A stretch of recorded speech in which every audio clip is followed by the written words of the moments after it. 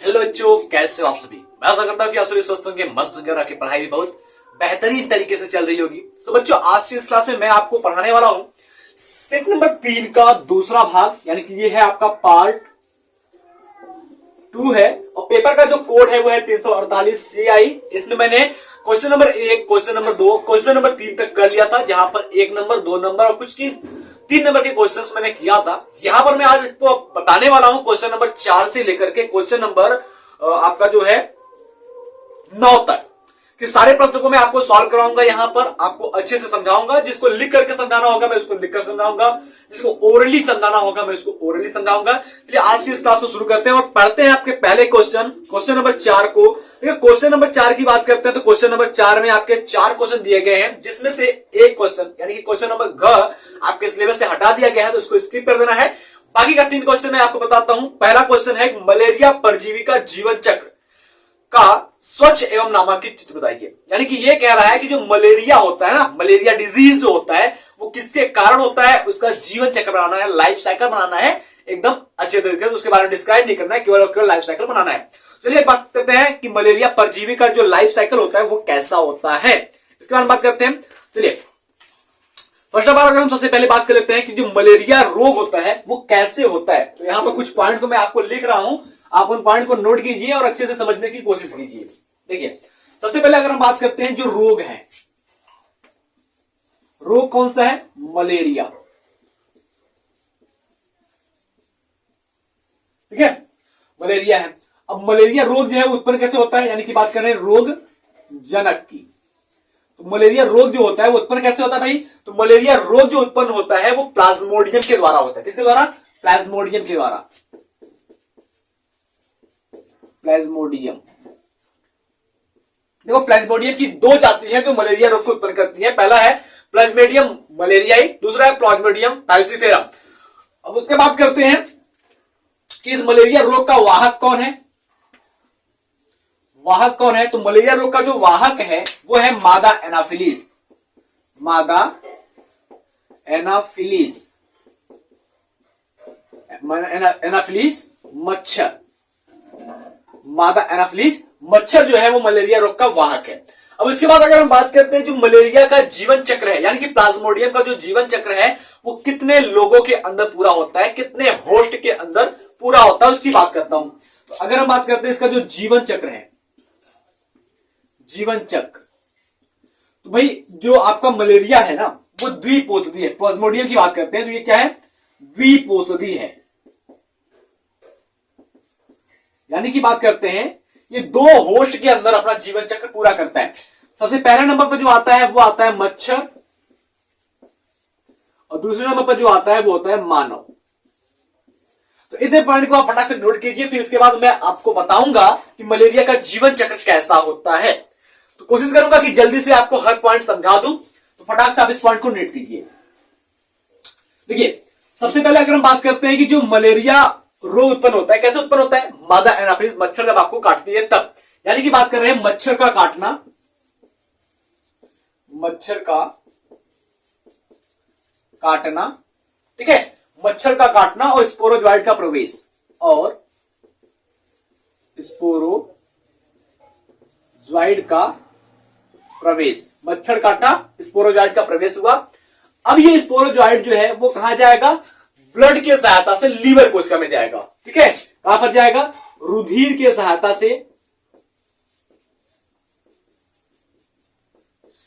से और liver cell में पहुंच गया। जब ये लीवर सेल में पहुंच जाएगा तो क्या करेगा? लीवर सेल के अंदर इसका क्या होगा? एसेक्सुअल रिप्रोडक्शन होगा। एसेक्सुअल रिप्रोडक्शन यानी कि अलैंगिक जनन होगा। जब ये एसेक्सुअल रिप्रोडक्शन करेगा तो क्या होगा? अपनी संख्या को बढ़ाएगा, जिससे लीवर की कोशिकाएं क्या हो जाएंगी? फट जाएंगी। ठीक है, तो क्या हो जाएगा? लीवर कोशिका फट जाती है और क्या होता है? मीरोजॉइड जो होता है वो बाहर आ जाता है। मीरोजॉइड क्या है? इसका गैमेटोफाइट फॉर्म है। क्या होता है? ये मीरोजॉइड बाहर आ जाता है। मीरोजॉइड्स बाहर आ जाते हैं।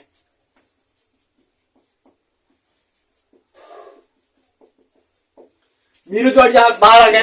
अब जब ये मीरोजॉइड बाहर आ गए तो कैसे बाहर आ जाएंगे, लीवर कोशिका से पढ़ेंगे तो ब्लड में आ जाएंगे, तो मीरोजॉइड क्या हो जाएंगे भाई, आपके ब्लड में प्रवेश कर जाएंगे। ठीक है, मीरोजॉइड का रुधिर में प्रवेश, मीरोजॉइड्स का रुधिर में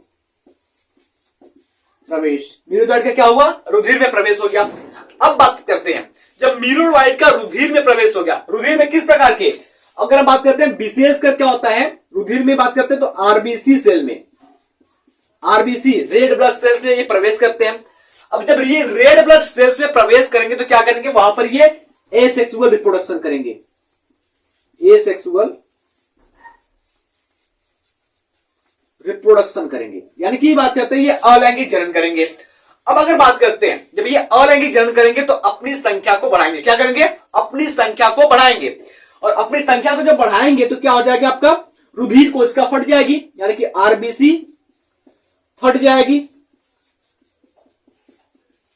आरबीसी फट जाती है तो कौन सा केमिकल निकलता है, हमने आपको कभी क्लास में पढ़ाया था तो वो बताया था। तो आरबीसी फटने के बाद क्या होता है, हीमोजॉइंट नाम का केमिकल निकलता है, कौन सा, एक हीमोजॉइंट नाम का केमिकल निकलता है, यहां पर लिखता हूं मैं, हीमोजॉइंट केमिकल निकलता है, हीमोजॉइंट केमिकल, हीमोजॉइंट केमिकल निकलता है, जो क्या होता है मलेरिया रोग को उत्पन्न करने के लिए जिम्मेदार होता है, और क्या हो जाएगा, मलेरिया उत्पन्न हो जाएगा, मलेरिया उत्पन्न हो गया। इतनी बातें समझ में आई आपको, तो मैं ऐसा करता हूं कि इतनी बातें अच्छे से समझ में आ जाएगी। अब अगर हम बात करते हैं जब मलेरिया रोग उत्पन्न हो गया तो अब यहां पर क्या होगा कि रुधिर से जो रोगी है मलेरिया का, उसके रुधिर को क्या करेगी, मच्छर वापस से क्या करेगी, चूसेगी। जब मच्छर वापस से चूसेगी, ठीक है, यानी कि बात करें मीरोजॉइड फार्म को क्या करेगी, ये मच्छर ले लेगी, ठीक है, और तो हमको क्या करेगी, मच्छर काटेगी,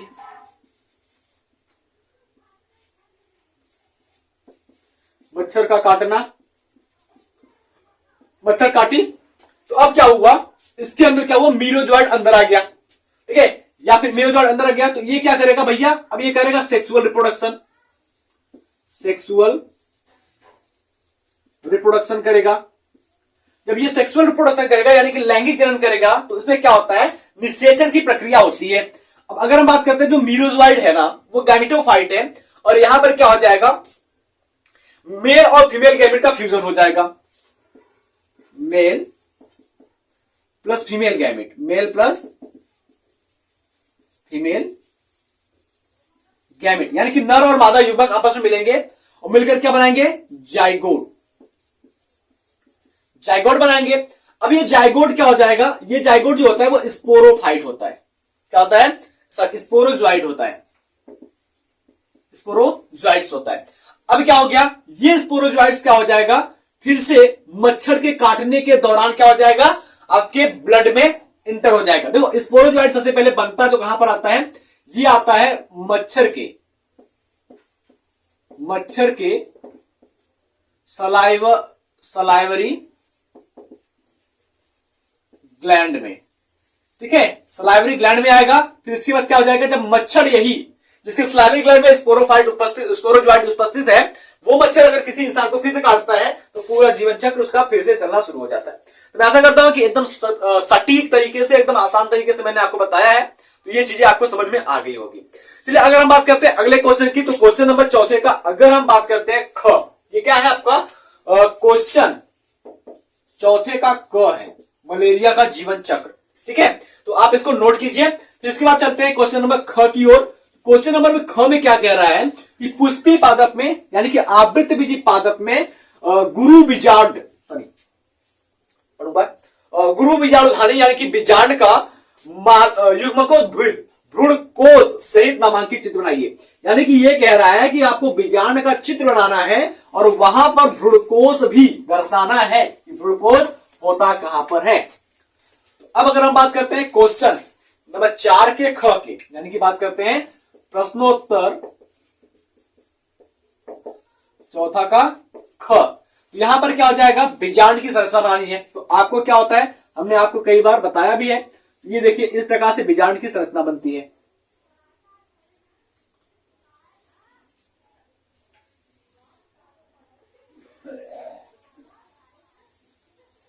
इस प्रकार से बीजांड की संरचना बनकर के तैयार हो जाती है। अब अगर हम बात करते हैं, देखो ये क्या हो जाएगी, आपकी कोशिका हो जाएगी।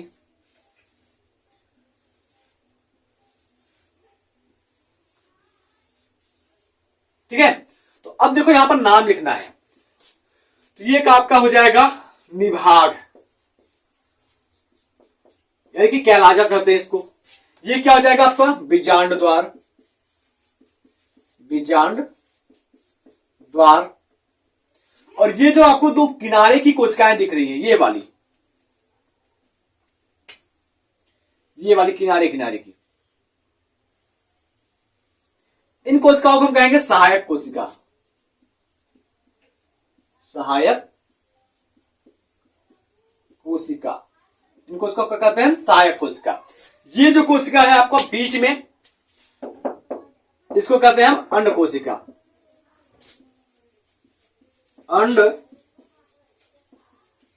कोशिका। और ये जो आपको बीच में दो दिखाई दे रही है, इसको हम कहते हैं द्वितीयक केंद्रक, द्वितीयक केंद्रक। और ये आपको जो तीन जो किनारे पर दिखाई दे रही है ऊपर निभाग की ओर, इसको कहते हैं प्रतिमुख कोशिका, प्रतिमुख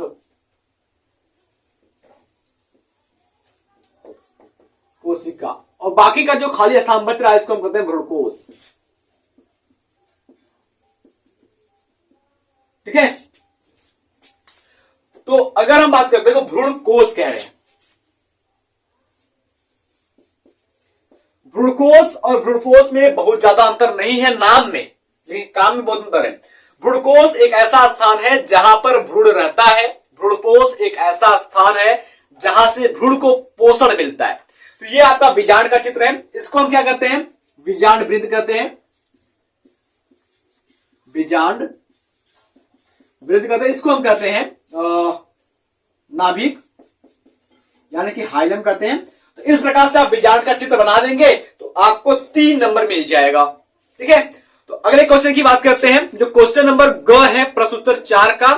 तो ग में दिया गया है घरेलू खाद्य पदार्थ के उत्पादन में किन्हीं 3 सूक्ष्म जीवों की भूमिका का वर्णन कीजिए। यानी कि ये कह रहा है आपको 3 तो सूक्ष्म जीव का नाम लिखना है जो घरेलू खाद्य उत्पाद में उपयोग किए जाते हैं।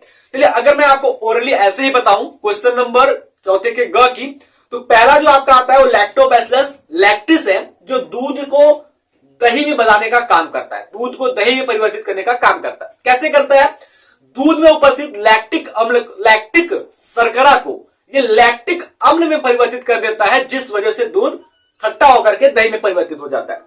दूसरे जीवाणु की बात करते हैं, दूसरे सूक्ष्म जीव की बात करते हैं, तो दूसरा सूक्ष्म जीव जो है वो सैक्रोमाइसिस सेरेवेसी है, और ये एक प्रकार का कवक होता है। इसका उपयोग कहा जाता है आपके बेकरी उद्योग में, जो ब्रेड होता है, पावरोटी होता है, उसको बनाने के लिए इसका उपयोग किया जाता है।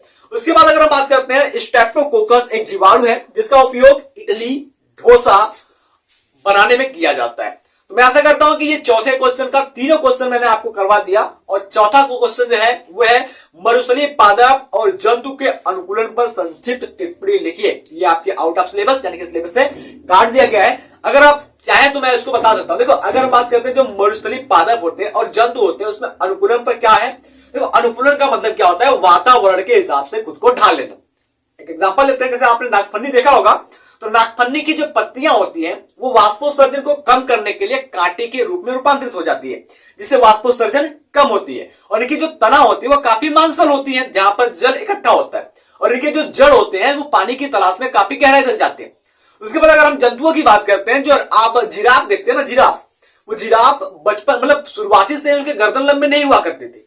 क्या हुआ कि जब वो घास फूस खा रहे थे, पूरा अचानक से उसका स्थान जो था वो रेगिस्तान में बदल गया। तो बचे क्या, बड़े बड़े पेड़ पौधे बचे। तो उन पेड़ पौधों को या पत्तियों को खाने के लिए वो अपने गर्दन और पैर को उचकाने लगे। तो आगे चल करके क्या हुआ, उनका अनुकूलन हुआ, यानी कि वो अपने आप को वातावरण के हिसाब से ढालना शुरू कर दिए। तो आगे चल करके उसमें विकास हुआ, तो उनकी गर्दन और अगली पैर बड़ी हो गई। इस प्रकार से हमारा जो क्वेश्चन नंबर 4 है, उसके चारों क्वेश्चन क ख ग घ को हमने आपको बता दिया है। फिर चलते हैं क्वेश्चन नंबर 5 की ओर। क्वेश्चन नंबर 5 में पहला क्वेश्चन जो है वो कह रहा है कि परागकण क्या होता है, यानी कि पूछ रहा है कि पॉलन ग्रेन क्या होता है। और परागकण के पौधों में, एक मिनट थोड़ा सा क्वेश्चन गलत हो गया, क्वेश्चन नंबर 5वें का क, इसने कह रहा है कि परागण क्या होता है, पौधों में परागण के प्रकार पर टिप्पणी लिखिए। यानी कि ये कह रहा है कि पॉलिनेशन क्या होता है और टाइप्स ऑफ पॉलिनेशन क्या होते हैं उसके बारे में आपको बताना है। ठीक है, तो आपको अगर हम ऐसे ही समझाएं तो परागण क्या होता है कि किसी पुष्प के नर भाग के पराग कोश से परागकण का निकलना और पुष्प के स्त्री केसर पर जाकर के गिर जाना क्या कहलाता है, परागण कहलाता है। देखो अगर हम बात कर रहे हैं क्या हुआ, यहां पर एक हमारा पुष्प हो गया,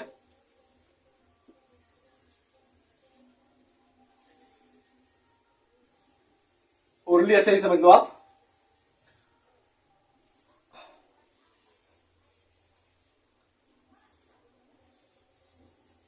और एक पुष्प ये हो गया।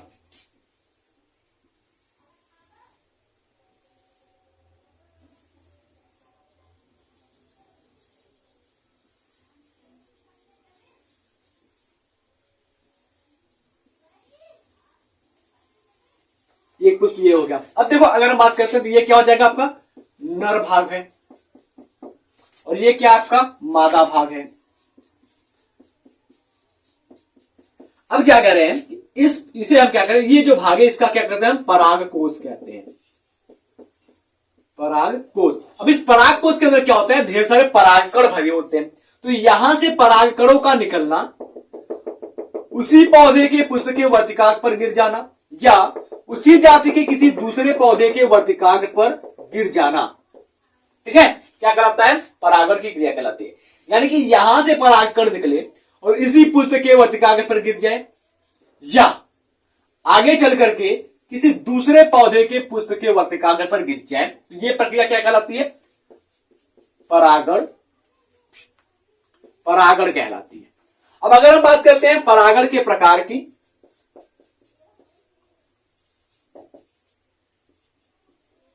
परागण के प्रकार की बात करते हैं तो परागण मुख्य रूप से 3 प्रकार के होते हैं। पहला होता है आपका स्वपरागण, स्वपरागण, दूसरा होता है पर परागण और तीसरा होता है कृत्रिम परागण, जिसको हम कहते हैं सेल्फ पॉलिनेशन,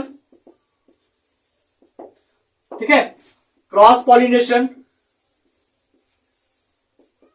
और उसके बाद कहते हैं आर्टिफिशियल पॉलिनेशन। अब अगर बात करते हैं सेल्फ पॉलिनेशन क्या होता है, तो यहां पर परागण के लिए किसी अन्य माध्यम पर निर्भर नहीं रहना पड़ता है। पर परागण की बात करते हैं तो यहां पर परागण के लिए किसी अन्य माध्यम पर जैसे हवा, पानी, जंतु, कीट पर निर्भर रहना पड़ता है। और कृत्रिम परागण की बात करते हैं तो एक ऐसा परागण जो मानव अपने इच्छा अनुसार करा सके, अपने इच्छा अनुसार 2 पुष्पों के बीच में संकरण करा सके, 2 पुष्पों के बीच परागण करा सके, उसको हम कहते हैं कृत्रिम परागण। अब अगर बात करते हैं स्वपरागण की, तो स्वपरागण से जो उत्पन्न बीज होते हैं वो क्या होते हैं, शुद्ध नस्ली होते हैं, आकार में छोटे होते हैं और ये शीघ्र पकते नहीं है। अगर इसके हानि की बात करते हैं तो हमको उत्तम एवं अच्छे किस्म के बीज प्राप्त नहीं होते हैं। और लाभ की बात करते हैं इसी में स्वपरागण में, तो अधिक परागकण व्यर्थ नहीं जाते। उस प्रकार से अगर हम पर परागण की बात करते हैं तो पर परागण में अगर हम लाभ की बात करते हैं तो लाभ तो ये हो जाएगा कि यहां पर उत्तम किस्म के बीज मिलते हैं, ठीक है, ताकतवर बीज मिलते हैं। और अगर हम बात करते हैं तो इनसे बने बीज जो होते हैं वो शीघ्र ही पक जाते हैं, यानी कि जल्दी पक जाते हैं। हानि की बात करते हैं तो यहां पर परागकण बहुत ही अधिक व्यर्थ जाते हैं, यानी कि अगर हम बात करते हैं तो यहां से परागकण उठा किसी कीट के माध्यम से, जानवर के माध्यम से, तो यहां से यहां तक आने में क्या हो जाएगा, बहुत सारे परागकण क्या हो जाते हैं, नीचे गिर जाते हैं। इस प्रकार से ये व्यर्थ चला जाता है। दूसरी बात, इसमें परागण के लिए किसी अन्य माध्यम पर जैसे कीट, जंतु, जल पर निर्भर होना पड़ता है। कृत्रिम परागण की बात करते हैं भाई, कृत्रिम परागण में क्या हो जाएगा, हम अपने इच्छा अनुसार से एक नए प्रकार के बीज की जाति को प्राप्त कर सकते हैं, ठीक है। तो इस प्रकार से ये परागण भी खत्म हुआ। उसके बाद अगर बात करते हैं प्रश्न उत्तर 5 के, ठीक है, ख की बात करते हैं तो ये कह रहा है कि वाहित मल उपचार पर टिप्पणी लिखिए। यानी कि जो कह रहा है जो गंदा पानी होता है ना, उसका हम कैसे सफाई कर सकते हैं उसके बारे में आपको लिखना है। बहुत ही छोटे शब्दों में लिखना है आपको और अच्छे से समझाना है। तो इस बात को मैं आपको लिख करके समझाता हूं ताकि आपको एक प्रॉपर आइडिया हो जाए कि कितनी बातें आपको लिखनी है इसमें।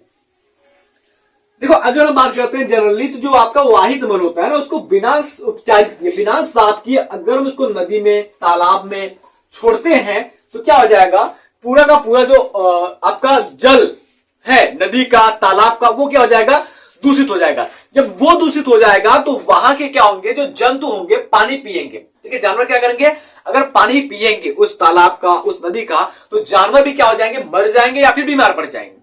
तो इस प्रकार से क्या होता है कि जल का उपचार किया जाता है, जल को साफ किया जाता है। अब ये वाहिद मल जल निकलते कहां पर है, तो वाहिद मल जो होता है वो आपका जल के लिए उपयोग किया गया है। तो बड़े बड़े कारखाने होते हैं, कंपनी होती है ना, वहां से जो पानी निकलता है वो बहुत ही केमिकल भरा होता है। उस पानी में क्या होता है, बहुत ही रसायन पदार्थ भी होते हैं जो जल पारितंत्र को नुकसान पहुंचा सकते हैं। तो अगर हम बात करते हैं वाहिद मल उपचार पर टिप्पणी की, तो वाहिद मल उपचार या अपशिष्ट जल उपचार एक प्रकार का क्या है, अपशिष्ट जल उपचार है। ठीक है, तो अगर हम बात करते हैं ये क्या है, प्रश्नोत्तर 5वां का ख है। तो अगर हम बात करते हैं तो वाहिद मल, सुन लीजिए, अब मैं आपको कहानी बता देता हूं ना, लिखूंगा तो वीडियो काफी बड़ा हो जाएगा।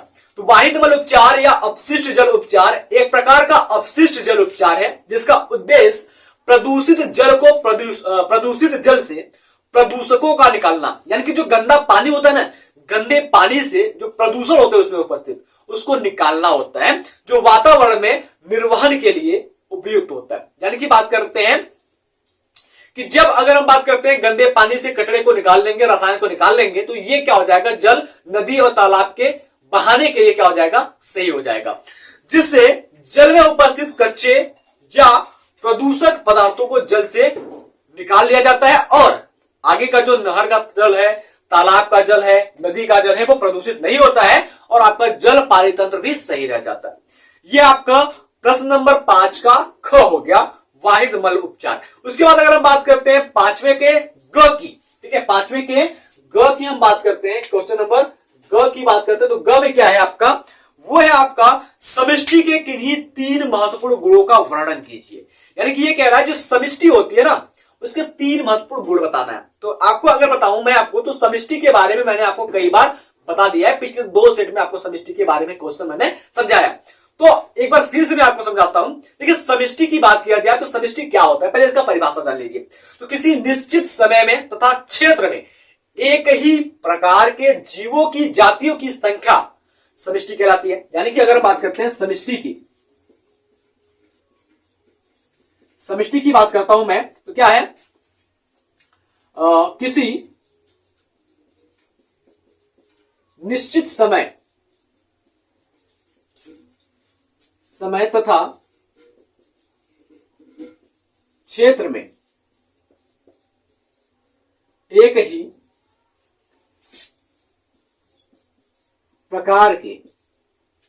ही प्रकार के जीवों की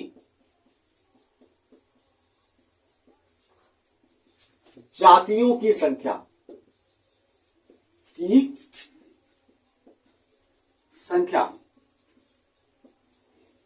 समष्टि कहलाती है। समष्टि कहलाती है। अब इसके अगर हम बात करते हैं 3 गुणों के, 3 गुणों में आप याद कीजिएगा, मैं आपको ट्रिक बता रहा हूं, एन, एम और आपका यस।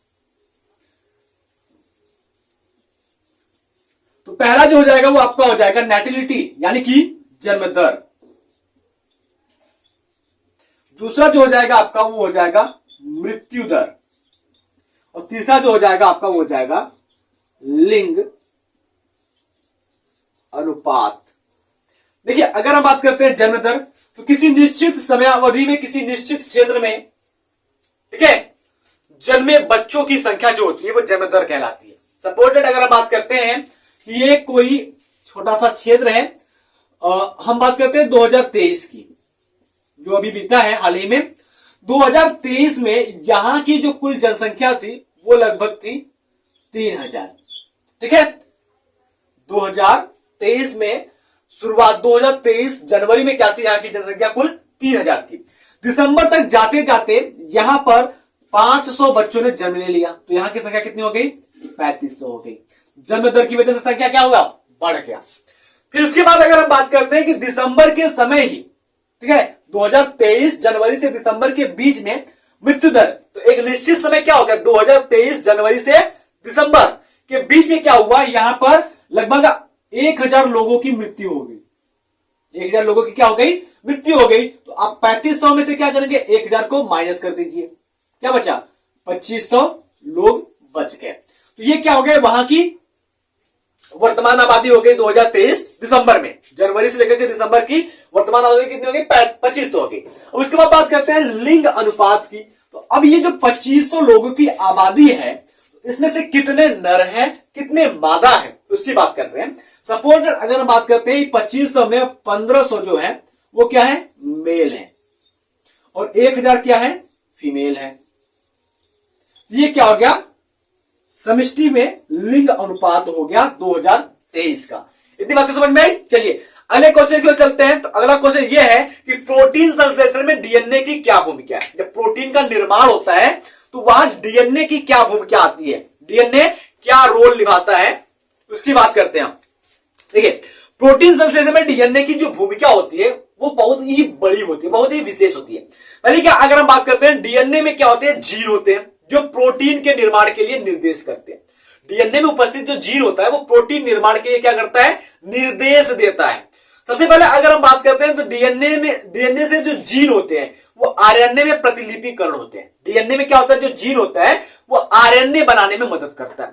जब आरएनए का निर्माण हो जाएगा तो आरएनए जो होता है वो राइबोसोम में जाता है, और राइबोसोम में जब जाता है तो राइबोसोम में क्या करता है? अनुनादित होता है। ठीक है, किसका? प्रोटीन का निर्माण होता है। सिंपल सी बात, आप ऐसे समझिए। इसके कहने का मतलब क्या है, मैं आपको एक लाइन में बता रहा हूं ना, आप बड़ा चढ़ा कर लिखिएगा। डीएनए है, तो डीएनए के पास क्या है? जीन है जो प्रोटीन को निर्माण करने का निर्देश देता है। अब ये डीएनए का जो जीन है वो आरएनए में जाता है, एक प्रोसेस जिसका नाम क्या है? ट्रांसक्रिप्शन। ट्रांसक्रिप्शन की वजह से क्या जाता है? ये आरएनए में जाता है। तो आरएनए में क्या हो गया? जीन आ गया प्रोटीन निर्माण करने वाला, और ये जो जीन है इसका क्या होता है? ट्रांसलेशन होता है, यानी कि रूपांतरण होता है प्रोटीन के अंदर। पूरी की कहानी यही है। तो क्या हो भाई? डीएनए का जो जीन है वो आरएनए निर्माण के लिए निर्देश करता है। किसको? सॉरी, डीएनए का जो जीन है वो प्रोटीन निर्माण के लिए निर्देश करता है। किसको? आरएनए को। समझ में आया? चलिए अगर हम बात करते हैं अगले क्वेश्चन की, तो क्वेश्चन नंबर 6 जिस पर क्या कह रहा है? ये टिप्पणी लिखना है। तो सबसे पहला क्वेश्चन ये है आपका कि प्लाज्मिड वाहक।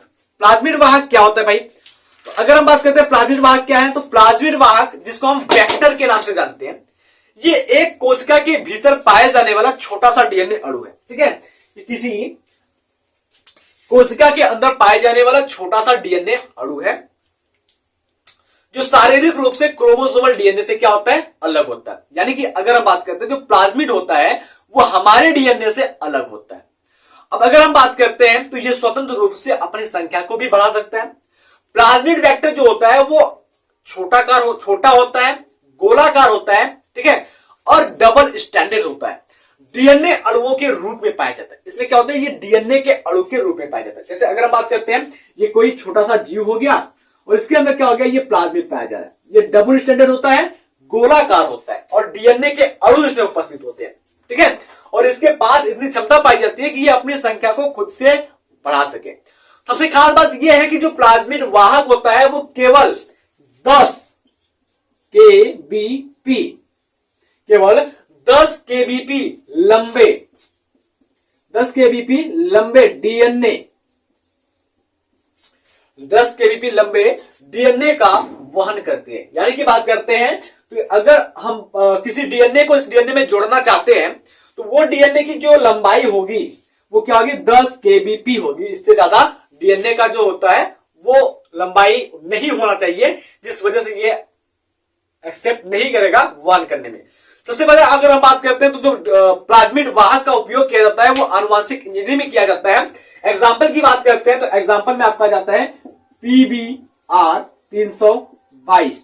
ये आपका एक प्राकृतिक रूप से बना हुआ प्लाज्मिड नहीं है, ये प्रयोगशाला में तैयार किया गया एक प्लाज्मिड है जो प्लाज्मिड वाहक के रूप में कार्य करता है। ठीक है, अगले क्वेश्चन की बात करते हैं तो अगला क्वेश्चन क्या है, असंग जनन क्या होता है? असंग जनन, तो असंग जनन की बात करते हैं तो नाम ही क्या है, असंग यानी कि झूठा, जनन यानी कि बिना जनन का।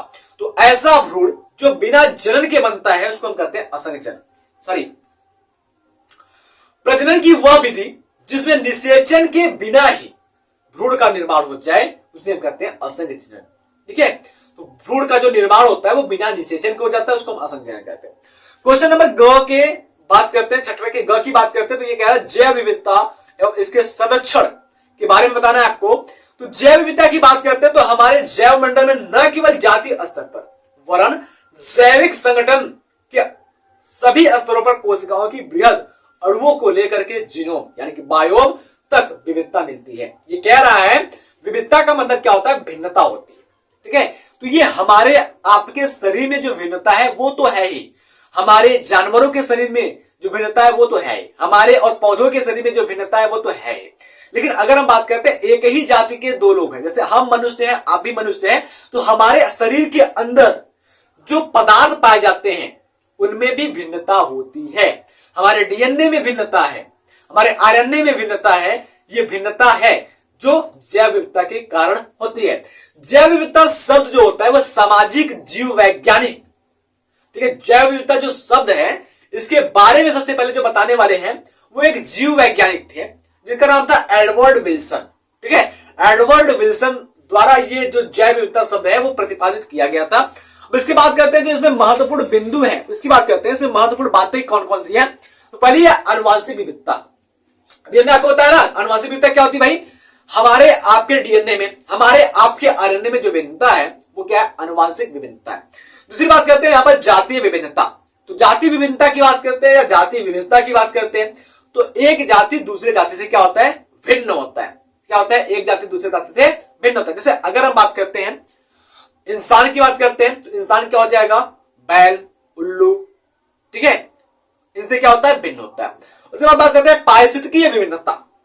पारिस्थितिकीय विभिन्नता या पारिस्थितिकीय विविधता जो होती है वो भी क्या होती है, अलग अलग होती है। जैसे अगर हम बात करते हैं तो जल का पारितंत्र जिसको पारिस्थितिक कहते हैं, जल का पारिस्थितिक तंत्र या जल का पारितंत्र, स्थल का पारितंत्र।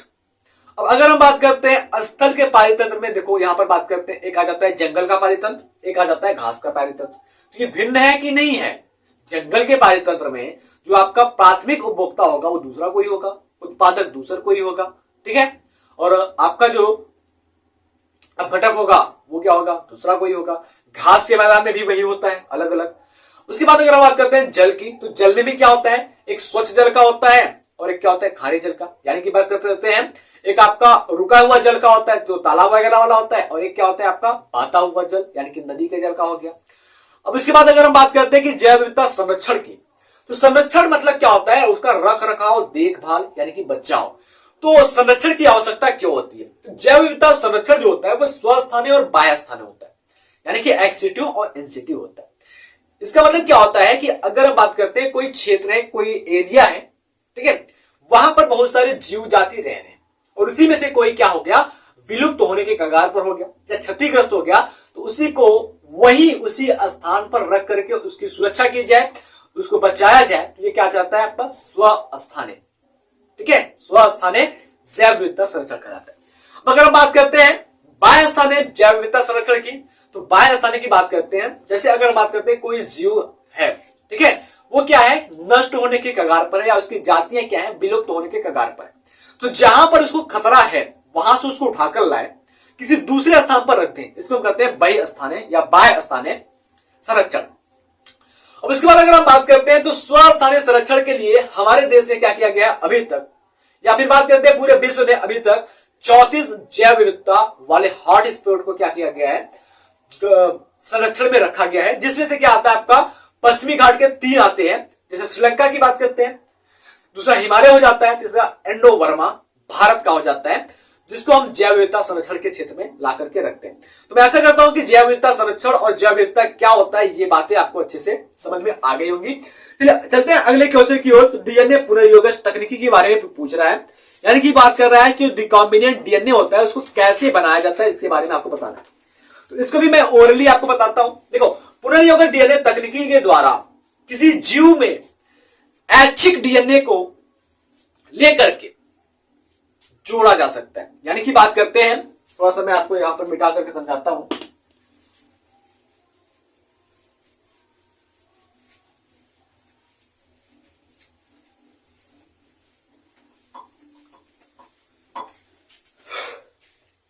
जैसे अगर बात करते हैं, ये हमारा कोई ऑर्गेनिज्म है, इसकी ये कोशिका है, यहां पर इसका पदार्थ पाया गया अनुवंशिक।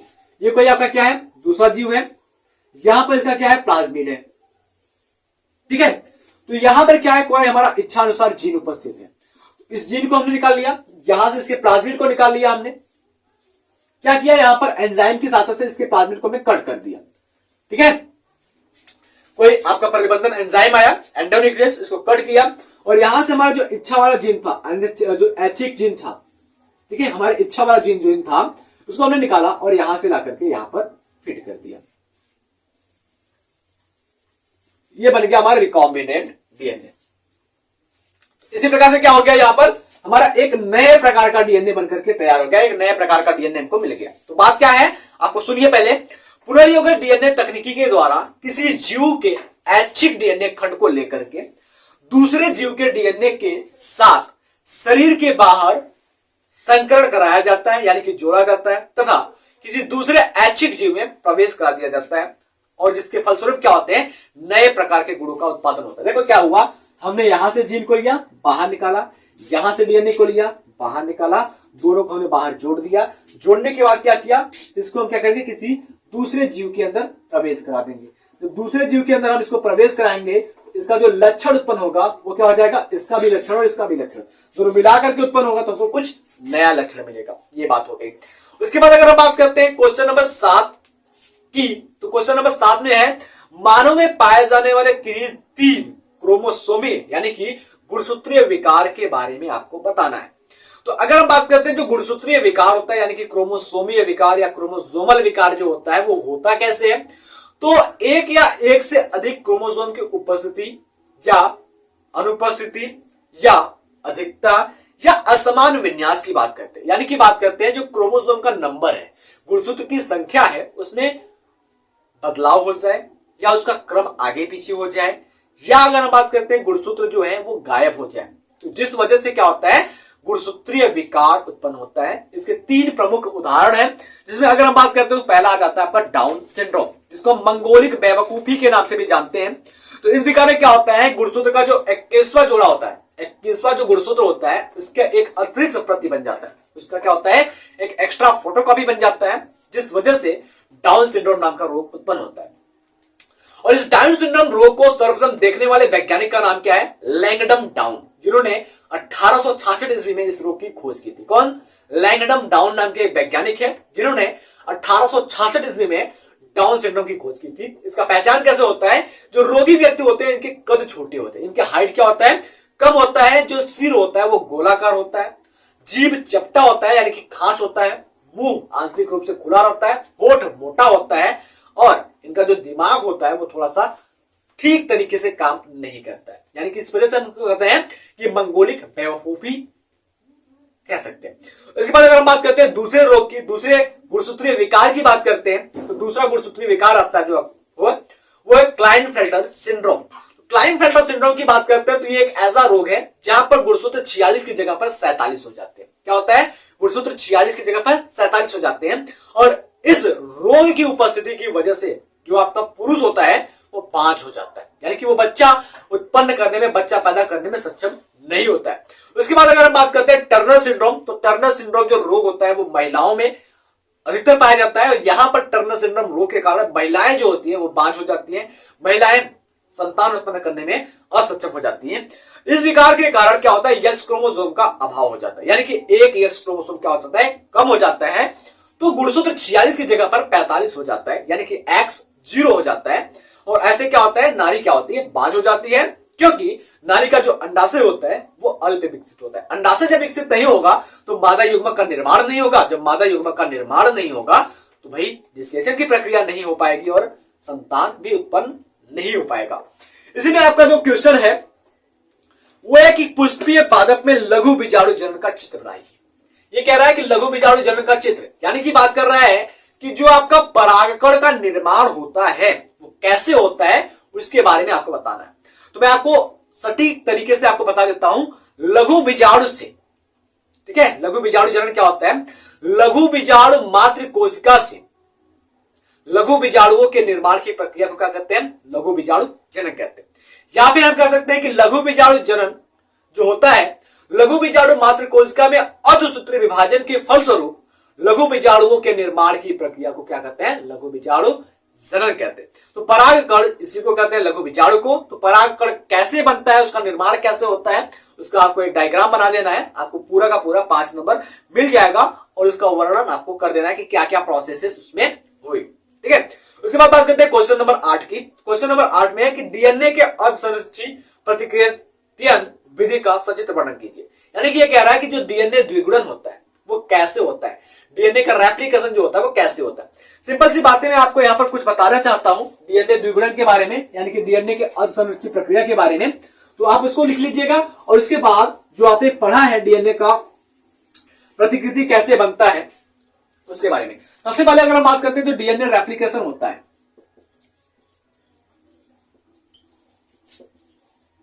वो होता कहां पर है? डीएनए रेप्लिकेशन जो होता है वो होता कहां पर है?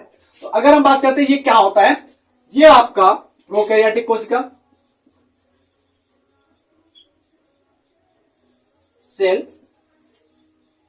यूकैरियोटिक सेल और माइटोकॉन्ड्रिया।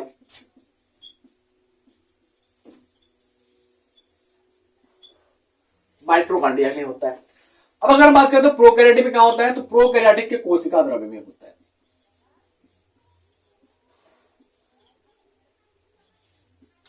यूकैरियोटिक की बात करते हैं तो कोशिका विभाजन के यस स्टेज है।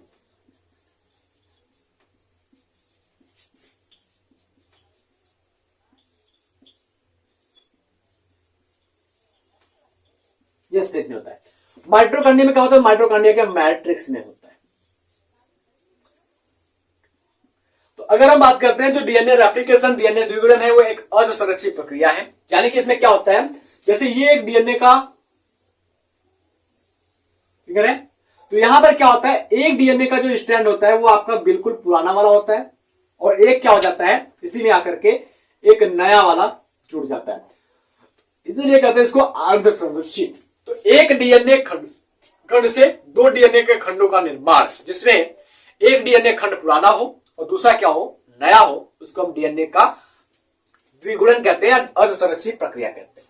तो यहां पर ढेर सारी प्रोसेसेस हैं। इसका नोट्स में आपको डीएनए रेप्लिकेशन का दे दूंगा आपको डिस्क्रिप्शन बॉक्स में, तो वहां से आप अपना नोट्स बना करके तैयार कीजिएगा।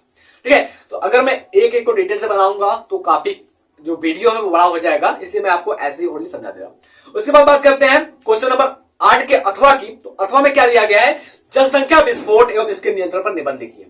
तो जनसंख्या विस्फोट क्या हो जाएगा, जनसंख्या वृद्धि के अनियंत्रण को जनसंख्या विस्फोट कहते हैं।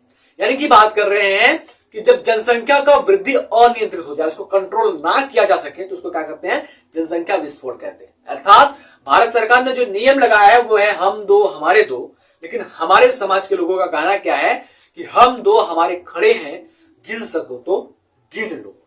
ठीक है, इस प्रकार से जनसंख्या विस्फोट हो सकता है। समझ में आया? जनसंख्या विस्फोट कैसे होता है, हम दो हमारे दो की वजह।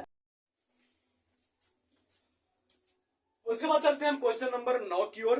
क्वेश्चन नंबर 9 में क्या आता है, जीवमंडलीय आरक्षी एवं राष्ट्रीय उद्यान पर विवरण दीजिए।